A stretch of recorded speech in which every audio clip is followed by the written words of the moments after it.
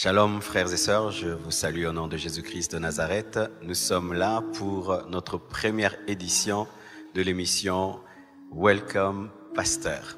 Et aujourd'hui j'ai la grâce de recevoir deux éminents serviteurs de Dieu qui nous ont abondamment bénis pendant la conférence Équilibre 2022. Il s'agit du prophète Jérémie Soudril et du pasteur Mohamed Sanogo. Et ensemble, nous allons continuer à parler de l'amour, de la puissance de l'amour. Nous allons parler d'un texte très connu de la Bible qui parle de l'amour. On l'appelle même l'hymne de l'amour, donc dans 1 Corinthiens 13. Mais avant toute chose, nous allons recommander cette émission au Seigneur. Prions. Seigneur Dieu de gloire, entre tes saintes mains, je confie ces moments. Je prie que tu nous oignes, je prie que tu nous utilises. Je prie, Père éternel, que ta parole sorte de nos cœurs, de nos bouches, afin de bénir ton peuple dans le monde entier. J'implore ta présence, j'implore ta puissance, j'implore l'inspiration. Au nom de Jésus. Amen. Amen. Vous allez bien, pasteur? Ça va. Quelles sont les impressions que vous avez après Équilibre 2022? Déjà, en verrant de grâce, je veux dire merci au Seigneur. C'était un merveilleux programme. Personnellement, j'ai été profondément béni et enrichi par les enseignements que j'ai écoutés de la part des différents orateurs. J'ai été vraiment édifié. Et puis, ayant participé à la précédente édition, voilà, là, on était vraiment dans le cadre de l'église. Il y avait un côté un peu plus intimiste, voilà. Dans ma manière d'enseigner, j'aime être en contact avec le public. Donc cette fois-ci, ça m'a permis d'être un peu plus proche, m'approcher, de voir les personnes dans les yeux. Donc j'étais plus à l'aise. Et donc là, c'était la particularité d'Équilibre 2022. Et des fois, ça me faisait rire quand tu descendais et tu remontais, et tu descendais, tu remontais. En soi, je sentais que ton cœur te disait de rester en bas. Mais ton programme te disait de monter. Oui, il fallait remonter pour voir la Bible et puis tout ce que j'avais laissé là-haut. Voilà. La partie adoration, je préfère, maintenant après dans l'enseignement, je regarde les personnes, il faut que je m'approche. Et tu sais, quand tu vas suivre la vidéo, tu vas voir vraiment que tu as fait des kilomètres en montée et descendre. Ouais, c'est bien. Ça fait un peu de sport. Amen. En tout cas, vraiment, on était vraiment bénis. C'était une très belle conférence. Amen. Amen. Prophète Jérémie, et vos impressions sur lesquelles c'est la première fois d'être à Kinshasa? Non, la deuxième. Deuxième, mais première fois à la Compassion, et c'était vraiment super de voir les frères et les sœurs d'ici de la région. Et aussi le thème, je trouvais très intéressant parce que il y a beaucoup de thèmes dans la Bible. On peut parler de beaucoup de choses. Il y a des thèmes aussi qui sont plus courants. On peut parler plus facilement peut-être de la puissance de Dieu, du Saint-Esprit, de la délivrance, etc. Et on retrouve quand même de moins en moins, je trouve, dans l'Église d'une manière générale, le thème de l'amour. Et quand on sait qu'on l'a dit, Dieu est amour, eh bien, je pense que c'est un thème qui est important et on a vraiment besoin. Et au-delà de tout ce qu'on a à faire pour Dieu, c'est important de se rappeler, de revenir un peu à l'origine et aux sources. Le Seigneur est un Seigneur de relation, il est un Dieu de relation. Et vraiment très bien, j'ai aimé l'Église, j'ai aimé les programmes, les intervenants. J'étais béni, je disais encore tout à l'heure à Pasteur Mohamed que j'ai été très béni hier, particulièrement sur les trésors cachés et les deux types d'arbres, l'arbre de la vie et l'arbre de la connaissance du bien et du mal. Très fort. C'était très profond, très bien. J'ai beaucoup aimé toutes les interventions de chacun, vraiment. Et les gens, ils disent quand ils voient le prophète Jérémie, comme moi je l'ai dit, quoi. Ils disent qu'ils ont l'impression que bientôt tu seras enlevé. Comment? Non. Bientôt il connaîtra l'enlèvement de l'église avant nous tous. Tellement qu'il a l'air déjà parti, quoi. Amen. Non, on était bénis de vous recevoir. Pasteur Sanogo,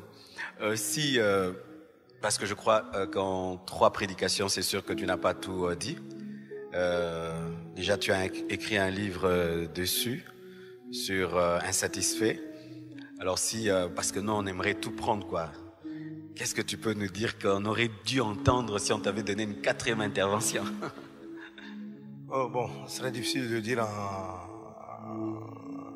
en quelques minutes. Dans le livre, en fait, le point sur lequel je suis revenu dans l'enseignement, c'était les 4 dimensions de l'amour. Mais en fait, ces 4 dimensions-là sont précédées par un thème aussi que tu abordes bien, qui est la soif de Dieu, la soif de connaître le Seigneur, cette soif-là. Donc, expliquer aux gens que nos quêtes, beaucoup de personnes on court après, on a l'impression que ce dont on a besoin, c'est de l'argent, c'est l'or, c'est le mariage, etc. Et dans l'ouvrage, j'explique qu'en réalité, ce que nous recherchons, ce n'est pas toutes ces choses-là. Tout ça, ce sont des apparences. Et je pars à partir de l'histoire de la femme samaritaine que Jésus rencontre. Et il commence à échanger avec elle sur l'histoire de l'eau du puits.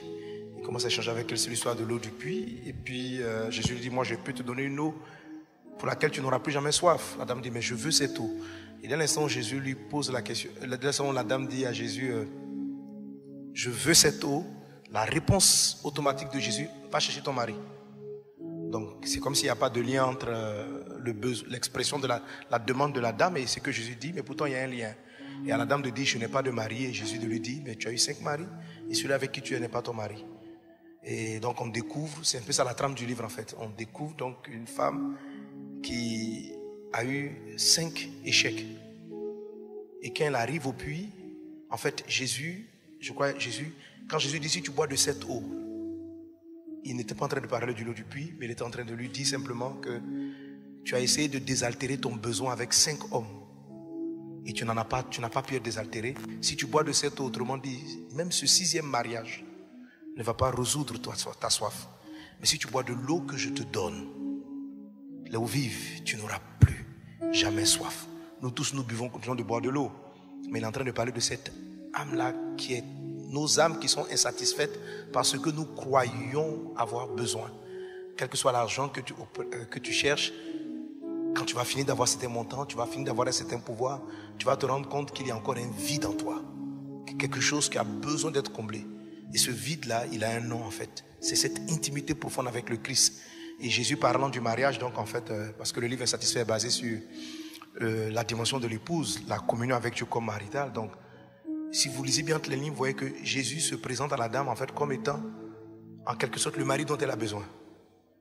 Mais pas le mariage en termes de mariage que nous connaissons habituellement, mais cette intimité. Si tu me laisses entrer en toi, si tu bois de mon eau, ce que tu recherches avec les hommes, tu vas voir que je te le donnerai. Et donc, c'était l'occasion, s'il y avait quelque chose à ajouter, ça aurait été de dire que nous tous qui sommes ici, nous avons besoin de cette communion, de cet amour-là, profond avec le Christ. Et nous, souvent, nous délaissons et nous sommes comme cette femme, on va courir après beaucoup d'autres choses. Voilà, on va courir après beaucoup d'autres choses. Jésus dit en Jean 7 plus tard, si quelqu'un a soif, et c'est décrié, si quelqu'un a soif, Jean 7, 37, qu'il vienne à moi, des fleuves d'eau vive couleront de son sein. Donc, je veux dire, on a tout dit, pour moi tout était dit, mais bon, ces choses-là, c'est un message d'évangélisation, un message à tous les chrétiens pour dire que l'essentiel, la chose après laquelle tu cours, ce n'est pas de voyager, ce n'est pas un meilleur foyer, c'est le Christ, cette intimité avec Christ. Une fois qu'elle est acquise, tu vas voir que tout le reste suit, que ce soit ton mariage, ta vie de tes enfants, toutes les possibilités s'ouvrent devant toi. Une seule chose est nécessaire, une seule chose. Merci. Prophète Jérémie, quand quelqu'un entend ça, il se dit comment je peux parvenir à cette intimité, la soif de Dieu, l'intimité, des fois c'est abstrait pour certaines personnes. De manière concrète, quelqu'un qui soupire après cette intimité, qu'est-ce qu'il peut faire? Alors, je remarque dans l'Église avec un grand E, partout dans le monde, c'est un peu le même constat. Parfois, quand on veut s'approcher de Dieu, on s'approche de Dieu de manière intellectuelle et religieuse.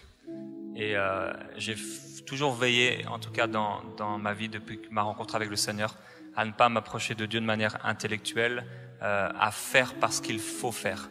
Et ça, c'est vraiment quelque chose d'assez sensible, puisque d'un côté, ça a l'air bien de lire la Bible, de prier, etc. Mais parfois, c'est l'intention pour laquelle on l'a fait. Si c'est pas le cœur, si c'est pas l'amour, si on n'est pas poussé par un vrai désir de connaître le Seigneur, eh bien, on va passer à côté du cœur de Dieu, et on va peut-être rencontrer le Dieu de la loi, on va peut-être rencontrer le Dieu, comme je le disais, l'Éternel des armées, mais on va passer à côté du bon berger, on va passer à côté du Père Céleste, on va passer à côté de l'époux. Et c'est important de ne pas faire les choses parce qu'il faut les faire. Et quand on est dans une culture, un endroit ou une famille assez religieuse, on a des automatismes en fait. On sait qu'il faut prier, alors on se réveille et on prie. On sait qu'il faut lire la Bible, qu'il faut aller à l'église, alors on le fait. Mais on fait ces choses par mécanisme, par automatisme. Et si dans mon mariage, je faisais les choses parce qu'il faut les faire, il ne faudrait pas beaucoup de jours pour qu'Annabelle réalise, mais tu es en train de faire quoi, Jérémie? Tu fais des choses, c'est des mécanismes. Elle aimerait voir mon cœur et c'est normal.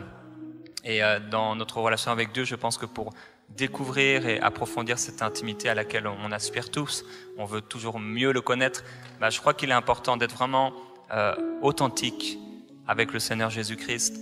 Si j'ai pas envie de prier, entre guillemets, je ne vais pas me forcer à prier parce qu'il faut prier. Je vais plutôt revenir et sonder mon cœur, mais pourquoi je suis comme ça? Pourquoi j'ai plus de cette ferveur? Pourquoi je perds ce zèle? Et revenir à ce premier amour avec une repentance sincère. Mais je crois qu'une des choses pour développer cette intimité, c'est de regarder à lui, c'est sûr, de penser à ce qu'il a fait pour nous, d'écouter sa parole, mais d'enlever en fait et d'ôter de nos vies tout ce qui est religieux, tout ce qui est en fait finalement a l'air d'être quelque chose qui nous approche de Dieu, mais finalement qui nous en éloigne. On peut être avoir l'air très proche comme les pharisiens de Dieu parce qu'on fait plein d'œuvres religieuses et on est convaincu, mais finalement on est tellement loin de son cœur. Et le Seigneur ne veut pas seulement que ce soit le fruit de nos lèvres, mais d'abord nos cœurs qui se déversent à lui. Et il ne faut pas oublier que Dieu est esprit. C'est pas les choses que je fais dans la chair, c'est pas les aumônes, c'est pas les offrandes, c'est pas avant tout ça. C'est pas les formules que je vais réciter et mes belles prières, c'est pas les versets de la Bible que je connais par cœur qui vont toucher son cœur, mais c'est mon cœur, mon esprit, ce qui vient vraiment de ma nature, c'est mon amour pour lui. Et je crois qu'il faut développer ça, cette simplicité aussi, cette simplicité de Jésus. Il est là et quand on le découvre dans les évangiles, on voit qu'il est tellement simple. Il est dans une simplicité comme Pasteur Mohamed le partage avec cette femme. Il est simple, on aurait pu dire c'est un homme comme tout le monde. Mais quand on le découvre grâce à cette simplicité, il est accessible. Et qu'on est comme cette femme samaritaine en train de dire la vérité. C'est vrai, j'ai eu 5 maris. Alors à ce moment-là, on peut découvrir plus avec lui et entrer dans une profonde intimité et découvrir ces fleuves d'eau vive. Amen. Pasteur Mohamed, quand on parle de l'amour, de l'intimité, est-ce que je dois ressentir? Certains posent cette question, est-ce qu'il faut que je ressente de l'amour pour Dieu? Certains disent qu'il faut seulement obéir. Aimer Dieu, tu obéis. Est-ce qu'on doit ressentir de l'amour, des émotions pour Dieu ou seulement obéir parce que c'est ça aimer Dieu? Les émotions sont importantes, mais elles ne sont pas la base de l'amour. L'amour commence par une décision. Comme on l'a dit dans l'enseignement, Dieu dit, tu nous donnes un commandement. Tu aimeras le Seigneur ton Dieu, tu aimeras ton prochain comme toi-même. Donc, la réponse qu'on donne à un commandement, c'est une obéissance. Ce n'est pas un sentiment. Voilà, c'est une obéissance. Mais on obéit parce qu'on aime Dieu, parce qu'on lui fait confiance. Donc, parce que je peux obéir parce que j'ai peur. Je peux obéir parce que j'ai peur d'un châtiment. Si j'obéis parce que j'ai peur, c'est pas encore ça l'amour. Donc, c'est une obéissance, mais une obéissance parce que j'ai un profond respect, une profonde considération pour Dieu. Donc, c'est ça l'amour en fait. Donc, j'obéis. Pour mon respect, pour ma considération, je le respecte. Je sais que ce qu'il me demande de faire, j'ai foi que c'est forcément bien pour moi. Et j'obéis. Tu aimeras ton prochain comme toi-même. Je lui fais confiance. Et je sais que je vais obéir à cette voix. Je n'ai pas besoin de ressentir quelque chose. Mais il va dire que les sentiments vont suivre. Les sentiments vont suivre. La base de l'amour, c'est d'abord une obéissance.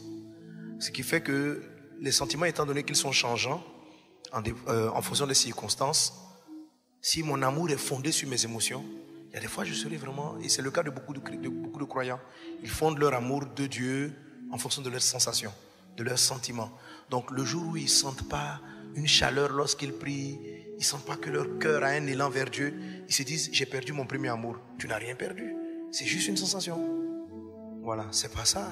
Ou bien je ne me sens pas bien ce matin, ça veut dire que Dieu n'est pas là. Non, Dieu n'est pas lié à ta parole. Dieu dit, je suis avec vous jusqu'à la fin du monde. L'amour, c'est ça. Je crois dans ce qu'il a dit. Donc que je le sente, que je ne sente pas, que je me sente bien, je ne me sens pas bien, il est là. Je sais qu'il est là. Donc il faut commencer à développer l'amour, simplement obéissance. Je crois en la parole de Dieu. Et après, les émotions vont suivre, les sentiments vont suivre, l'attitude va naturellement suivre. Prophète Jérémie, qu'est-ce que vous en dites? Est-ce qu'il faut toujours que je ressente quelque chose pour Dieu pour dire que je l'aime? Non, en effet, je suis totalement d'accord avec Pasteur Mohamed. Mais il est vrai que on aime aussi sentir la présence de Dieu. Et comme il l'a dit, ça commence par une obéissance, une décision du Seigneur, de notre cœur pour lui, pour l'aimer. Mais il y a aussi, c'est vrai, cet aspect d'avoir des émotions. Et je crois que, comme on l'a partagé, ça entre aussi en compte. On est entre dimensions, on est des êtres émotionnels. Et quelque part, on doit avoir des émotions pour Dieu. Ça doit nous faire vibrer. Et c'est pas pour rien aussi qu'on retrouve le cantique des cantiques dans la parole. Entre l'époux et l'épouse, il y a des émotions, il y a de l'amour, il y a même, on peut le voir dans les passages, il y a de la transpiration parce que je l'aime et il se passe quelque chose en moi. Et il y a aussi parfois des émotions et je veux peut-être encourager ceux qui n'ont aucune émotion, certainement parce qu'ils ont vécu des chocs, des traumatismes, et on a parlé des trésors cette semaine. Mais peut-être que parce que vous avez vécu des traumatismes et des chocs, vous n'avez plus d'émotion. Et je prie que vos émotions puissent être guéries par le Seigneur Jésus-Christ pour que vous puissiez non seulement ressentir des émotions envers lui, mais également ressentir ses émotions envers nous. Parce que Dieu n'est pas un être sans expression et sans émotion. Dieu peut rire. Je crois aussi, on a vu le Seigneur Jésus pleurer. On peut attrister le Saint-Esprit. Donc c'est un mélange. Oui, c'est vraiment l'obéissance, ça c'est évident. On aime le Seigneur, c'est une décision d'aimer. Mais après, l'étape d'après, c'est vrai qu'il va avoir, comme on l'a partagé, des émotions. Je vais ressentir des choses. Des fois, ça m'arrive, des fois je vais marcher le matin pour aller prier. C'est un autre type de prière que quand on est dans une chambre de prière, il n'y a rien. C'est pas pareil, c'est plus une communion, une relation. Et des fois, je regarde juste autour de moi et je me mets à pleurer. Et j'aime ça parce que ces émotions, ça nous touche simplement en regardant l'amour du Seigneur que le Seigneur a pour moi. Donc vraiment, s'il y a des émotions qui doivent sortir et qui ne sortent pas parce qu'il y a eu des blocages ou des traumatismes, je prie vraiment que ceux qui nous écoutent, nous regardent, puissent avoir leurs émotions qui sont débloquées par la puissance du Seigneur. Et peut-être qu'une des choses et des moyens de pouvoir en être libéré, c'est de pouvoir partager au Seigneur ou à quelqu'un de confiance ce qu'on a pu vivre. Et ça peut débloquer ces trésors dont Pasteur Mohamed a parlé et permettre à ces personnes d'être libérées émotionnellement et de pouvoir à nouveau ressentir les émotions du Seigneur pour eux et aussi nos propres émotions pour le Seigneur. Pasteur Mohamed, vous avez parlé des rétrogrades. Quelqu'un qui a aimé Dieu hier, mais qui ne l'aime plus. Parce que c'est sûr qu'en suivant ces enseignements, la conférence, certains se sont retrouvés, n'aient plus aimé Dieu comme avant. Je suis rétrograde. Je sens que j'ai aimé Dieu plus dans mon passé que dans mon présent. Comment une telle personne peut revenir à Dieu, revenir à son premier amour? Merci, pasteur. C'est une très belle question. Donc, on a parlé effectivement de l'épisode de l'amour dans le temps, l'amour dans la longueur. Donc, un des textes importants dans la longueur, dans l'amour, c'est celui de ce que Dieu dit à l'église d'Éphèse en Apocalypse chapitre 2. Alors, il dit cette phrase, il dit, souviens-toi d'où tu es tombé. Il dit à cette église, souviens-toi d'où tu es tombé. Alors si tu as l'impression d'avoir perdu, parce que tu as perdu ton premier amour et tu veux revenir à ton amour pour le Seigneur, alors il y a plusieurs éléments. Il faut revenir, il faut rentrer dans la présence de Dieu et puis savoir d'où est venue cette perte. Qu'est-ce qu'il a enclenché? Alors, toute maison qui s'écroule, si j'avais un zèle pour le Seigneur, une vie de prière, d'évangélisation, et que ma vie de prière, d'évangélisation, de consécration a disparu, ça veut dire que ma maison s'est écroulée quelque part. Et la Bible dit qu'une maison qui s'écroule, c'est parce qu'elle n'est pas bâtie sur le roc. Autrement dit, il y avait un fondement de ma vie de prière qui n'était pas le bon. Moi, je me souviens qu'à l'époque, je jeûnais beaucoup. Je priais, je faisais à peu près chaque année 40 jours de jeûne. Et puis à un moment donné, je n'ai plus la force. Et j'avais l'impression que j'avais perdu mon premier amour. Et je vante vers le Seigneur pour dire, mais qu'est-ce qui s'est passé? Et il va entrer en mon cœur, il va me montrer que en fait, j'avais fondé mon zèle sur le principe du mérite. C'est-à-dire, j'étais convaincu que c'est parce que je priais beaucoup que j'avais les choses de Dieu. je ne comprenais pas la méritocratie. Je ne saisissais pas la grâce. Donc du coup, je me sentais, il y avait une forme d'orgueil qui venait, je me sentais spirituel et les gens qui n'arrivaient pas à évangéliser comme ça, à prier comme ça, je les trouvais pas bien, etc. Donc le fondement de mon zèle n'était pas le bon. J'étais en train de chercher le mérite. Donc le Seigneur m'a montré où je suis tombé, d'où venait ce qui semblait pour moi être une perte d'amour. Donc en confessant cela, en disant, ah Seigneur, je comprends maintenant ce que c'est que ta grâce. C'est pas parce que je prie beaucoup que tu es avec moi, mais c'est parce que tu es avec moi que je prie beaucoup. C'est pas parce que je jeûne que tu viens dans ma vie, mais c'est parce que tu es dans ma vie. Les gens ne savent pas, on cite souvent Moïse qui a fait 40 jours de jeûne. Mais Moïse a fait les 40 jours de jeûne après qu'Israël soit sorti. C'est-à-dire toute la puissance qu'il a déployée pour délivrer de Pharaon, il n'y avait pas de jeûne. Il avait juste obéi à Dieu et qui lui avait dit, va et fais les sorties. Il les a fait sortir. Et c'est plus tard donc sur le parcours qu'il s'est arrêté, il est monté sur le mont Sinaï et qu'il a fait ses 40 jours de jeûne. Donc il n'était pas puissant parce qu'il a jeûné. Non, il n'était pas puissant à cause du jeûne. Dieu lui a donné la puissance. Amen. Et il jeûne pour entretenir sa communion, pour parler avec Dieu. Donc ça a repositionné ma vie de jeûne. Donc maintenant, Dieu va relancer mon premier amour, mais avec le bon fondement. Avec le bon fondement, c'est-à-dire, je jeûne, pas pour qu'il m'aime, pas pour qu'il soit proche de moi, parce qu'il est proche de moi, pour rester encore avec lui, pour rester dans sa présence. Un peu comme deux amoureux. Voilà. Ce n'est pas parce qu'ils sont ensemble, c'est pas parce qu'ils sont ensemble, mais c'est parce qu'ils s'aiment, que c'est plus facile pour eux de prendre du plaisir ensemble. Donc Dieu nous aime et on s'est repositionné. Donc chacun d'entre nous a une raison pour laquelle, pour moi c'était celle-là, mais tu peux avoir une autre raison. Si tu rentres dans la présence de Dieu, il te montrera d'où est venu. Certaines fois ce sont des vexations, des frustrations, des blessures, des chocs dans l'église, des faux appuis en tout cas sur lesquels était fondé notre amour pour le Seigneur, et qu'en mettant le doigt là-dessus on peut repartir avec un nouveau thème. Toujours dans le même sens, quelqu'un qui a perdu sa vie de prière, parce que souvent lorsque on perd son premier amour directement, il s'ensuit qu'on ne prie plus comme avant. Mais je remarque souvent lorsque quelqu'un pendant des années a bien prié, lorsque tu perds la vie de prière pendant un mois, c'est difficile de revenir à ta vie de prière même de 2 ans, 3 ans. Et je sens que tu es un homme de prière, un homme de jeûne. Quels sont tes secrets lorsque tu sens que tu as perdu un moment ton niveau dans la prière et tu veux revenir? Qu'est-ce que tu fais concrètement?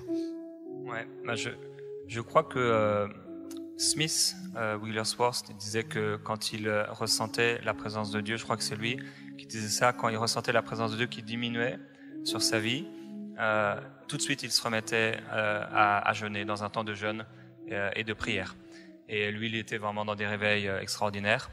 Et Charles Finney, je pense que c'est peut-être Charles Finney, dans des réveils vraiment extraordinaires, c'était si fort, mais il disait que très régulièrement, il avait besoin de ces temps particuliers de jeûne, mais aussi de repentance.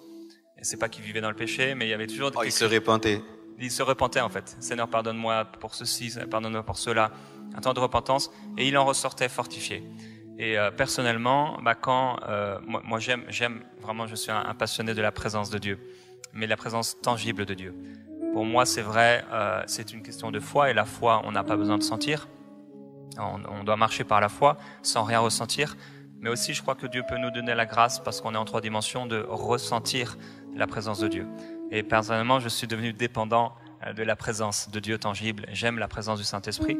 Et quand je réalise que cette présence diminue, c'est pas qu'il est parti, le Seigneur est là, bien sûr, mais j'ai besoin de revenir. Et donc, automatiquement, non comme un effort religieux, mais parce que je sais ce que ça crée en moi, je jeûne. Pas pour, comme on a partagé, pour mériter, mais je sais simplement que je suis créé, je suis fait comme ça. Donc, et le fait de tout de suite ne pas manger pendant un repas, 2 repas, tout de suite la présence de Dieu revient. Et c'est aussi une intention, c'est pas seulement le fait de ne pas faire quelque chose, comme de ne pas manger, mais c'est, je pense, avant tout l'état du cœur, me dire je peux pas être sec. Et c'est une décision, je crois aussi, dans nos vies, est-ce qu'on est satisfait? Ton livre est insatisfait. Est-ce qu'on est satisfait de ce qu'on vit? Et personnellement, j'ai pris la décision sans me le dire un jour, mais c'est une décision du cœur. Je refuse d'arrêter là où je suis et parce que je sais qu'il y a plus, et je veux plus, je veux vivre plus avec Dieu. Je refuse d'une vie chrétienne qui est monotone ou même des fois médiocre. Je refuse de ne pas vivre des choses fortes avec Dieu. Je crois que Dieu est un Dieu, non seulement il est un Dieu, voilà, sa parole, mais aussi il est un Dieu d'expérience. Et si on lit la parole et que ça nous, dans les Actes des Apôtres, si ça nous émerveille autant, c'est qu'il y avait des expériences. Et ces expériences les ont marquées. Saul de Tarse a vécu une expérience sur le chemin. Ça l'a marqué. Pierre a vécu une expérience avec voilà, la nappe qui descend, la parole de Dieu, c'était une expérience. Il a ensuite s'est retrouvé chez cet homme et les gens ont été remplis du Saint-Esprit. Tout à coup, c'était une expérience. Il reparle de la montagne de la transfiguration. C'était une expérience. Et si notre vie, on n'a pas d'expérience avec Dieu forte, on va devenir facilement sec et perdre quelque part cette vie de prière, parce que s'il y a de la prière, il devrait avoir à un moment ou à un autre des expériences. Alors on ne recherche pas à vivre des choses, des expériences surnaturelles, entre guillemets, voir des anges, c'est pas ça. Mais je veux sentir le cœur du Seigneur Jésus. Je veux à un moment qu'il y ait une larme qui coule de mes yeux. Je veux toucher le Seigneur Jésus. Je veux sentir son cœur. Je veux recevoir une révélation. Je veux entendre sa parole. Je veux, en lisant sa parole, ou je veux recevoir un son, une parole de Saint-Esprit, quelque chose, une direction. Ce sont ces expériences aussi qui nous aident à revenir à la prière et se dire non, je peux pas me satisfaire de ma vie de prière actuelle. Je peux pas me satisfaire je sens que je suis en train de rétrograder. Je prie plus comme avant. Il faut que je renonce à ces choses qui ont pris la place du Seigneur. Voilà. Ne vous enivrez pas de vin, mais laissez-vous continuellement remplir par le Saint-Esprit. Donc, forcément, si je suis pas rempli, si je vis pas, c'est qu'il y a quelque chose, c'est pas forcément du vin, mais qui a pris la place du Seigneur, et que Dieu puisse pointer le doigt dessus. Seigneur, pardonne-moi, et revivre cette fraîcheur avec Amen. le Seigneur. D'ailleurs, là, parlant de la parole de Dieu, souvent les gens qui rétrogradent, ils ne perdent pas seulement la vie de prière et d'adoration, ils perdent aussi la vie de la méditation de la parole. Ils dorment quand ils lisent la Bible. Ils ont même des Bibles fermées qui n'ouvrent qu'à l'église. Et quelle est votre technique, si je peux appeler technique, pour être un homme de la parole, un amoureux de Dieu, mais aussi de sa parole, pour méditer la parole? Quand je vous écoute prêcher, enseigner la parole, je sens vraiment que tu es vraiment versé dans les Écritures. Comment arriver à être discipliné dans sa méditation de la parole, étant un amoureux de Dieu? Amen. Effectivement, ce que le prophète Jérémie a dit est très important. La présence de Dieu, elle se ressent aussi. Voilà. Mais c'est pas parce que je ne ressens pas qu'il n'est pas là. Donc, il y a un moment donné, c'est-à-dire qu'il faut, comme je dis tantôt, il faut fonder ces choses sur un ensemble de règles, souvent de décisions même qu'on prend par amour. Voilà, par amour. Donc lui, comme ça, il a donné un élément qui est très important. Il dit, quand je sens que je n'ai plus cette sensation, cet élan-là, je prends un temps de jeûne pour remplacer ce qui est remplacé. Donc, il y a une discipline. Et c'est pareil aussi pour développer une méditation. Il faut avoir des temps, par exemple, de prière définis. Il faut se donner des petits principes. Il faut s'en donner. Il faut se dire, par exemple, voici mes temps de méditation. Voici mes temps de prière. Il faut les normer. Voilà. Généralement, il est préférable de commencer, surtout si vous avez perdu la vie de prière auparavant, de commencer par des temps que vous êtes convaincu, avec l'aide du Saint-Esprit, demandez à Dieu de vous aider, mais de faire. Même si c'est 15-20 minutes, faites-les bien. Faites-le de tout votre cœur. Si c'est 20 minutes, faites-le. Cherchez l'intensité dans votre moment. Voilà. À un moment donné, mais respectez le principe. Parce qu'il va se passer, la deuxième étape, c'est que la chair va commencer à combattre ce moment.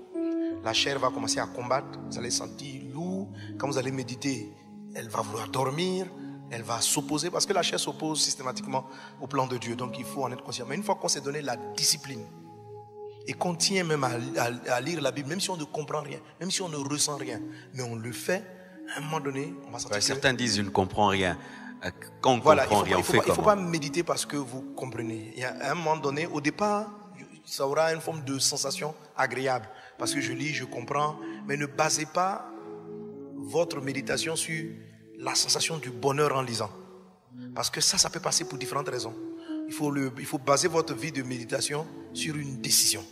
Je décide de lire ma Bible tous les soirs, entre midi et 2, faire comme ceci. Je décide, voilà, de faire au moins 20 minutes, 15 minutes, voilà, cette première année, l'année prochaine, je vais augmenter encore un peu plus. Je décide. Il faut prendre ça comme une décision. Et puis, parce que vous le ressentiez ou pas, ça devient une exigence personnelle et vous allez le faire. Et au fur et à mesure, à force de le faire, à un moment donné, vous allez voir que même le goût, le plaisir de découvrir Dieu dans la parole va être restauré. Et chaque fois, avant de méditer la Bible, il faut savoir que vous ne pouvez pas comprendre les Écritures par votre intellect. Non, il faut le Saint-Esprit. La Bible dit que Jésus-Christ, à un moment donné, a soufflé sur les yeux des disciples à sa résurrection. Et c'est là que leurs yeux se sont ouverts et qu'ils ont compris les Écritures. Ils ont compris les Écritures. Donc, pour comprendre les Écritures, il faut le Saint-Esprit. Alors, donc, chaque fois avant de méditer, dis Saint-Esprit, ouvre mes yeux à la parole. Donne-moi de comprendre ce que je vais lire. Explique-moi. Et puis, l'Esprit va vous conduire. Vous allez être surpris de voir que la méditation commence à... Vous avez du plaisir d'être avec Dieu. Et il devient même de plus en plus difficile d'arrêter. Donc, des 15 minutes que vous avez données, vous allez vous retrouver à 30, 40. Et quelquefois, vous êtes en train de lire pendant 1 heure. Et vous êtes même surpris de devoir arrêter parce qu'on vous appelle. Tu dis, mais voilà. Et chaque fois que vous allez revenir, même pour un même texte, vous allez voir que le Saint-Esprit va vous donner une nouvelle lecture, une nouvelle approche. Et voilà. Ça me rappelle quand je m'étais converti. Je m'étais dit, mais ce Dieu qui m'a sauvé, il faudrait que je sache qu'est-ce qu'il dit de moi. Alors en ce temps-là, on offrait des petits Gédéons. Tu pouvais les mettre dans la poche. Alors j'avais le petit Gédéon et je le mettais dans ma poche. Et chaque fois que j'avais un peu de temps, je le lisais. Même quand j'allais à l'école, je prenais un bus scolaire. Et quand tout le monde était assis, moi j'étais debout, je lisais le Gédéon. Je voulais comprendre. Et je crois que j'avais pu lire en 3 mois tout le Nouveau Testament. Je lisais tout le temps. Et d'ailleurs, ça me rappelle quand j'ai rencontré pour la première fois le prophète Jérémie. C'était, je crois, à Rotana.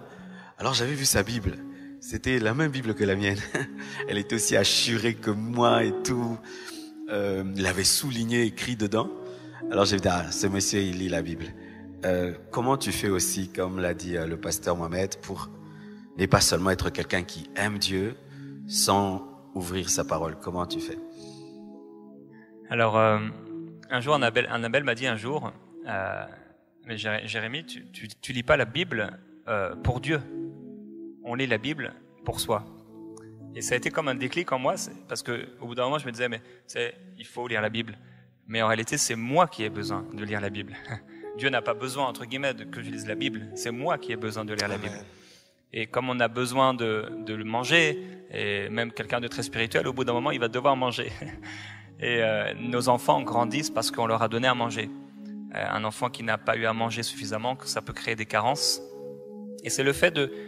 Moi, ce que je trouve important, c'est le fait de lire la Bible tous les jours. Même si c'est un peu, même si en effet c'est 10 minutes, 15 minutes, mais c'est le fait de le faire tous les jours. Quelqu'un peut être très en forme physiquement parce qu'il fait un peu de marche ou un peu de sport tous les jours.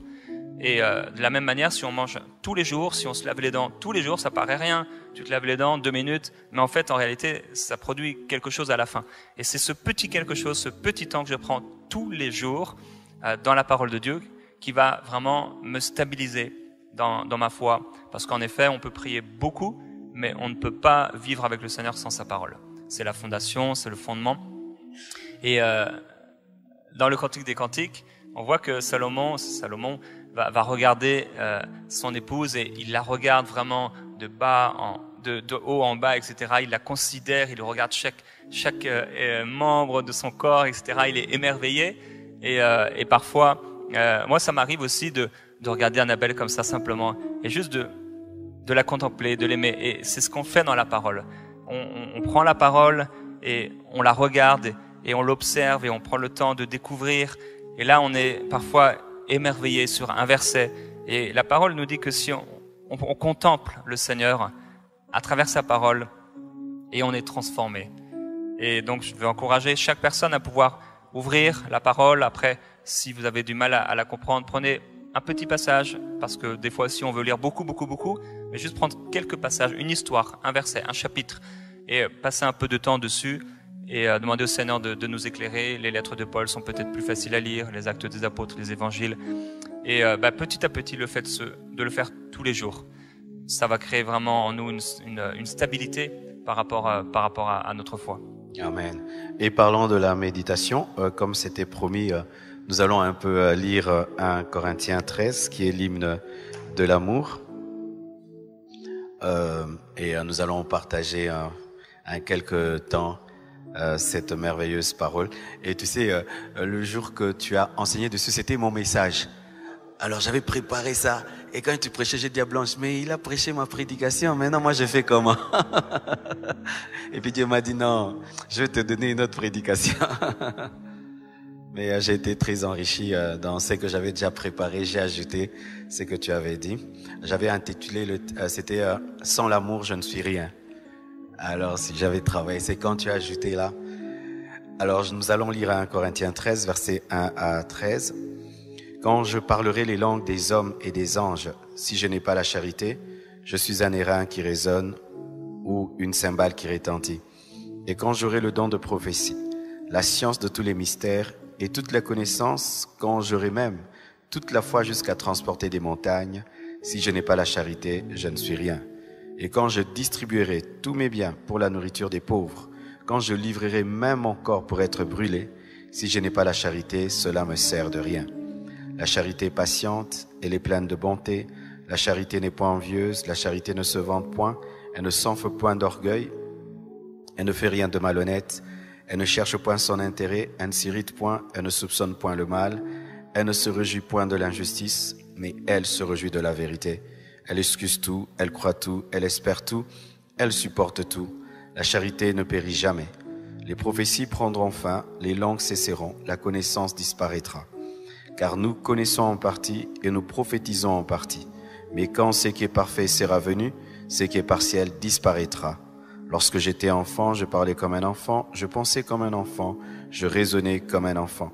Lorsque je suis devenu homme, j'ai fait disparaître ce qui était de l'enfant. Aujourd'hui, nous voyons au moyen d'un miroir, d'une manière obscure, mais alors nous verrons face à face. Aujourd'hui, je connais en partie, mais alors je connaîtrai comme j'ai été connu. Maintenant donc ces trois choses demeurent, la foi, l'espérance, la charité, mais la plus grande de ces choses, c'est la charité. Pasteur Mohamed, qu'est-ce que vous dites de ce beau texte? Ah, mais c'est... On n'essaie pas de trouver des messages, des prédications à partir de 1 Corinthiens chapitre 13. Comme tu l'as dit, c'est l'hymne de l'amour. Voilà, bon, j'ai prêché là-dessus. Moi, j'aurais d'abord souhaité vous écouter un peu sur le passage avant de... pour ne pas avoir à dire les mêmes choses. Voilà. Mais pour moi, personnellement, ce passage est un baromètre, c'est-à-dire c'est un élément de mesure. Parce que Philippiens 1,9 nous dit que votre amour augmente. Donc, l'amour doit croître, l'amour progresse, l'amour avance. Donc, je peux mieux aimer Dieu que je l'ai aimé hier. Je peux mieux aimer mon frère comme que je l'ai aimé hier. Je peux mieux aimer. Donc, cet amour, ce texte-là est pour moi un élément d'évaluation personnelle. Voilà. Donc, je dirais, vous savez, avec certaines personnes, on peut être un peu plus patient qu'avec d'autres. Et je dirais, l'amour est patient. Donc, je vais regarder cette personne, mais l'esprit va me dire, mais pourquoi avec lui tu es impatient? Pourquoi avec lui tu es impatient? Et puis je peux me rendre compte qu'en fait, c'est parce que un jour il a fait quelque chose qui ne m'a pas plu, je n'ai pas prié pour ça, je ne lui ai pas dit, donc sans m'en rendre compte, en fait, la personne un peu m'irrite. Voilà, donc en regardant comme ça que l'amour est patient et que je constate moi-même que je manque un peu de patience vis-à-vis de certaines personnes, ce texte-là me permet constamment de revenir à moi-même, de dire, ben, si tu manques de patience, c'est que l'amour que tu portes, c'est pas que tu as de la haine. L'opposé, quand on parle d'un amour qui augmente, l'opposé n'est pas la haine. Ça veut dire, je vais devenir un peu plus patient avec lui. Voilà, un peu plus patient. Je vais devenir un peu plus bon. Je peux accroître mes actions de bonté. L'amour est bonté, l'amour pardonne tout. Donc, s'il y a des choses que je n'arrive pas à pardonner, par exemple, il y a quelques années de cela, je dis à un ami, et puis j'ai cru entendre dans les bruits qu'il disait des choses contre moi. Et je ne savais pas comment le lui dire. Je dis à Dieu, non, là, il faut que, je ne suis pas hypocrite, il faut que j'aille le lui dire. Je dis, frère, j'ai entendu, on mange ensemble, on rit ensemble, et j'entends que tu dis cela de moi. Et puis l'esprit m'a dit, mais tu vas aller dans quel esprit? Je dis, non, il dit, tu sens que tu es irrité, non? Le Saint-Esprit me dit, mais tu es irrité là, tu es fâché. Donc l'amour ne s'irrite pas. Est-ce que tu aimes ce frère? Je dis non, je l'aime, mais là, avec ce qu'il raconte sur moi, j'ai les preuves, j'ai les preuves. Je lui dis, mais est-ce que tu l'aimes comme je l'aime? Je dis, mais comme tu l'aimes comment? Il dit, mais moi, je vois, parce que c'était de l'hypocrisie. Il dit, je vois son hypocrisie, mais je l'aime. Je sais qu'il ment, mais je l'aime. Je veux qu'il soit sauvé. Alors toi, tu vas aller lui parler pour te défendre, parce que tu es fâché. Ou tu vas l'aimer comme moi je l'aime. C'est-à-dire, lui parler pour qu'il change. Parce que je veux le sauver. Je dis, ah, là c'est autre chose. Il dit, donc tu n'es pas prêt à aller lui parler. Donc j'étais devenu impatient avec cette personne. Et par rapport à 1 Corinthiens 13, je m'amenais à me remettre en cause. Et j'ai commencé à me dire, est-ce que tu pries pour lui? Et donc j'ai commencé à prier pour la personne. Et puis, c'est comme si Dieu a ouvert mes yeux. Et j'ai vu que c'était derrière cette couche de fausseté, de mensonge, d'hypocrisie. J'ai vu que c'était quelqu'un qui dans son âme aimait Dieu, mais que le monde avait transformé. Donc j'ai commencé à savoir prier pour lui, à savoir l'aborder sous un autre angle. Et puis, sans même que je lui ai parlé ouvertement, la personne a commencé à changer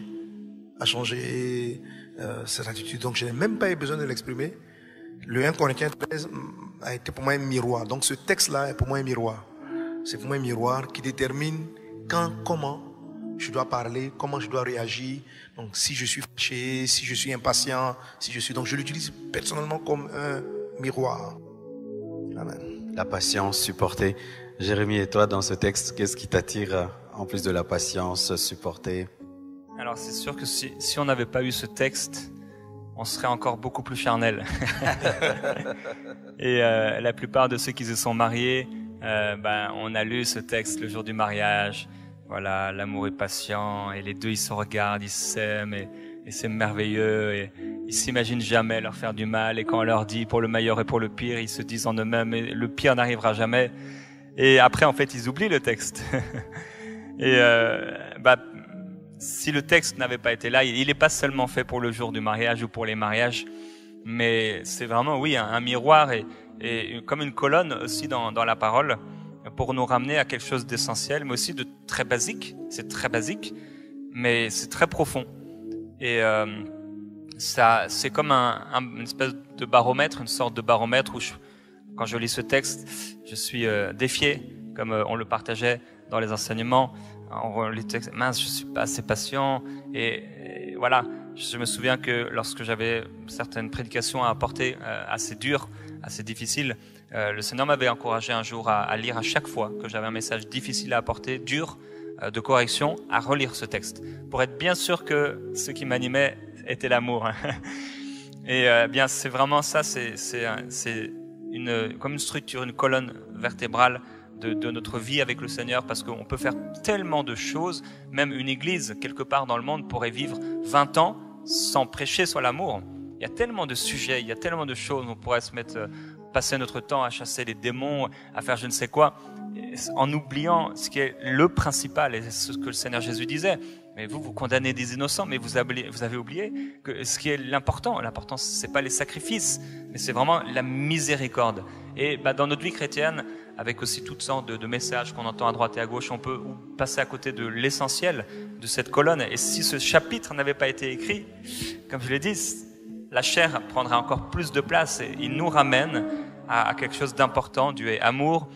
Là, on a aussi, je crois, une démonstration un peu du caractère de Dieu. Dieu, on aurait pu remplacer à chaque fois l'amour par Dieu. Dieu, il est patient. Et heureusement qu'il est patient. Il est serviable. On l'a vu dans le Seigneur. Il n'est pas envieux. Jésus n'enviait personne.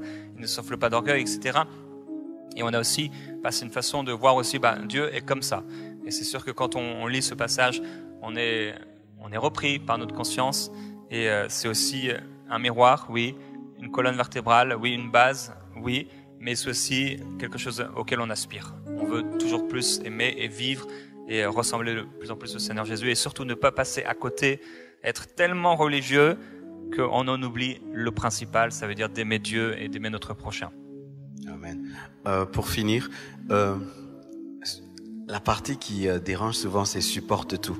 Et certains disent, mais pasteur, là je vais tolérer des bêtises, les gens vont monter sur moi, dominer sur moi si je dois tout supporter. Comment comprendre supporter? L'amour supporte tout. La force de l'amour, c'est de ne pas réagir mais c'est d'agir. Supporter ne veut pas dire ne pas agir. La réaction, c'est quoi? Parce que tu as fait ça, voici ma réponse. Jésus-Christ, si on l'observe attentivement, il ne réagissait pas, il agissait. Quelquefois, les gens lui posent une question et tu as l'impression qu'il répond à quelque chose d'autre. C'est parce qu'il avait la capacité de discerner la question derrière ta question. Quel était ton vrai problème? Quel était ton véritable besoin? Et l'amour permet, lorsqu'on écoute une personne, lorsque, par exemple, quelqu'un vient et puis nous injurie, est-ce que je dois supporter l'injure? Le côté supporter, c'est juste, je me calme, j'analyse, mais ça ne veut pas dire de laisser comme ça la chose. Ça veut dire quelle est la réponse adéquate. Quelle est la réponse adéquate? Donc c'est pas parce qu'il m'a injurié que je vais répondre par une injure. Je supporte, je suis dans le calme, j'écoute calmement l'esprit. Et quelquefois l'esprit me dit, tais-toi. La bonne réponse, c'est se taire. Et quelquefois des gens, après qu'on se soit tué, eux-mêmes sont convaincus de péché. Comme quand les gens sont venus poser la question à Jésus, mais on doit lapider cette femme ou pas? Ils s'attendaient à ce que Jésus dise ou non. Mais Jésus s'est calmé. Il a eu la réponse. Et puis il a posé celui qui n'a jamais péché, qui soit le premier à lancer la pierre. Autrement dit, appliquez la loi. Mais est-ce que vous en êtes digne? Et la Bible dit, chacun est rentré en lui-même. Donc Jésus, en un instant, il a sauvé et les bourreaux, et la femme, et tout le monde. Parce que chacun s'est repenti de sa vie, de ses péchés. Donc l'amour nous permet d'avoir l'action de Dieu. Donc qu'est-ce que j'entends par supporter tout? C'est pas que les gens vont nous marcher là-dessus, les gens vont nous faire n'importe quoi, voilà. Mais c'est que on a la capacité de trouver du calme en Dieu et de savoir apporter de Dieu. Donc ce n'est pas un silence, mais c'est un calme. Le supporter tout, c'est un calme intérieur face aux agitations extérieures. C'est un calme intérieur, on supporte. Et puis on apporte la réponse de Dieu. Amen. Supporter tout. Certains disent que ça devient une faiblesse et refusent l'amour dans ce sens-là. C'est vrai qu'il faut supporter tout, comme on l'a dit. Ça ne veut pas dire qu'on va supporter des choses qui ne devraient pas se faire. C'est pas, je ne dois pas supporter, par exemple, Lot était à Sodome-Gomorrhe et il voyait les péchés qui se passaient dans la ville. Il ne les supportait pas dans le sens où il ne les acceptait pas. Et supporter, c'est pas accepter. Dans le sens, je n'accepte pas si quelqu'un est frappé, battu, il ne l'accepte pas. C'est pas on ne doit pas accepter l'inacceptable. Mais supporter, c'est de trouver aussi la réponse de Dieu par rapport à ce que je vis. Comment l'action, en effet, et pas la réaction. Qu'est-ce que tu me demandes de faire dans cette situation? Je vais supporter, ça veut dire je vais devoir passer aussi à travers, parfois. Je vais devoir traverser, parfois c'est temps difficile, où ma chair aurait envie de crier, de quitter, d'arrêter, d'abandonner. Mais je sais aussi parfois, parce que j'écoute ce que le Seigneur veut me dire dans ce temps, qu'est-ce que je dois faire? C'est quoi l'action à poser? Et je dois traverser, ok, peut-être c'est une saison, Seigneur, je dois traverser cette saison. Tu me demandes de supporter. Qu'est-ce que je dois faire maintenant? C'est quoi l'action? Quelle est l'action à poser? Comment bien agir dans la situation où je dois supporter? Je dois supporter, c'est pas facile. Comment je fais? C'est quoi? Qu'est-ce que je dois faire? Juste me taire, ne rien dire? Seigneur, permets-moi de poser les actions et de savoir, donne-moi une sensibilité, un discernement par rapport à comment je peux supporter cette chose-là, comment je peux passer à travers cette chose-là avec le support de ta grâce. Et je crois que supporter, oui, c'est ce calme intérieur vraiment qui nous permet de nous concentrer sur le Seigneur Jésus et devant lui dans ce calme et cette sérénité intérieure, spirituelle, de trouver la bonne chose à faire. Alors que si on ne supporte pas, bah là, ça veut dire qu'on démarre au quart de tour, on casse tout, on divorce alors qu'on ne devrait pas, on quitte alors qu'on ne devrait pas quitter, on abandonne alors qu'on ne devrait pas abandonner. Mais au milieu de tout ça, bah, il y a des choses qu'on doit supporter. Si les disciples et les apôtres prêchaient, c'était parmi leurs premiers messages, c'est par beaucoup de tribulations qu'il nous faut entrer dans le royaume de Dieu, on va devoir les supporter, ces tribulations. Mais Seigneur, dans ces tribulations, comment je vais agir? Qu'est-ce que je dois faire? Et je crois que par sa grâce, il va nous permettre de supporter ce qui est difficile à supporter. mais il va nous montrer aussi le chemin dans tout ça pour pouvoir marcher dans cette grâce et poser les bonnes actions qui vont nous permettre de tenir ferme et de rester debout. Amen. Oh, gloire à Dieu, le temps est passé trop vite. Acclamons le Seigneur. Un dernier mot, Pasteur Mohamed. Alors, mon dernier mot sera un peu donc sur ce à quoi on a terminé, c'est-à-dire 1 Corinthiens chapitre 13.